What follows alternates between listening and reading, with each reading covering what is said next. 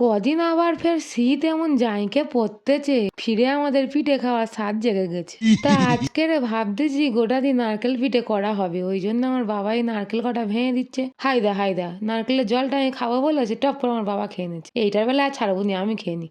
বাহ, হেভি মিষ্টি তো। আর এইদিকে দেখো আমার বাবা নারকেলের ফাঁকি তুলেছে, পুরো যেন শাঁখা।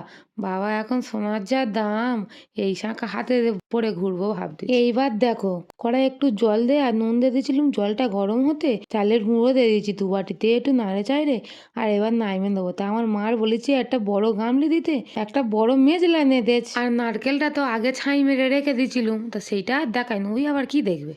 এবারে চলো পিঠে করা দেখায়। আমার মা কেরম পিঠের ডিজাইনটা করতেছে দেখো শুধু। এবারে আমার পিঠের ডিজাইনটা শুধু দেখে নাও, ঘুরে ঘুরে এমন ক্যালি মেরে পিঠে করেছি, দেখতে কিন্তু হেভি লাগতেছে। সবগুলো পিঠে করে নিচ্ছি, এবার একটু জলে দিয়ে আর ভাইবে নিলেই হয়ে যাবে নারকেল পিঠে। এ তো তোমরা সবাই জানো। চলো এবার গোটা কত কমেন্ট পড়ে শোনা। শিবনাথ মন্ডল লিখেছে, দিদি ভাই তুমি একদম দোকানের মতো করেছো। ও মা গো, না গো, আমি দোকানের মতন করিনি, দোকানওয়ালারা সব আমার কাছ থেকে মোমো করা শিখে গেছিল।